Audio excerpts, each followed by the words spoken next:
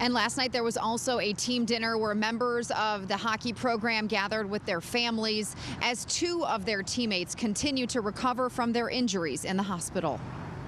And it was pretty nice to see his face come home.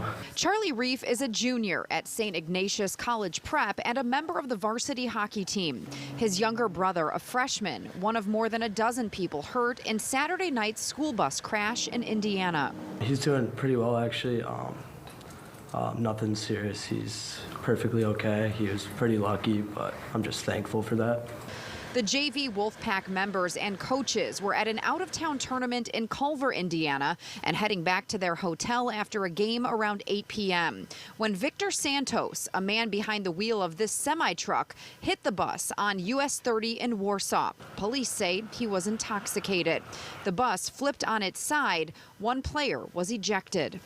I got a call from the head JV hockey coach, and I rushed to my Jeep and drove to Indiana from that moment.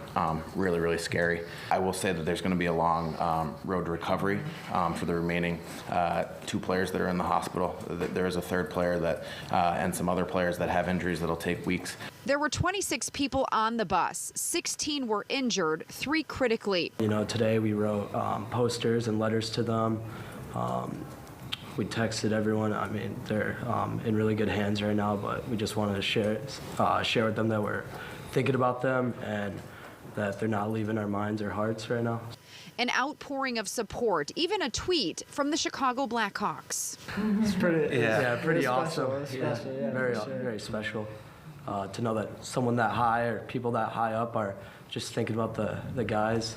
The JV team was only a third of the way through its season, which is now on hold as the school determines when is the right time to return to the ice and how to travel to games in the future. And when they're comfortable and confident to return to the ice, we certainly wouldn't want to put them in a position where they are being compelled or being forced if they're not ready, but we will be supportive of them, and we will walk with them until they're ready to return.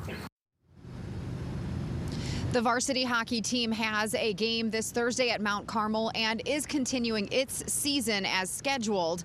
The 58-year-old driver of that semi-truck is now facing DUI-related charges. He is from New York. Live in Little Italy, Dana Rebick, WGN News.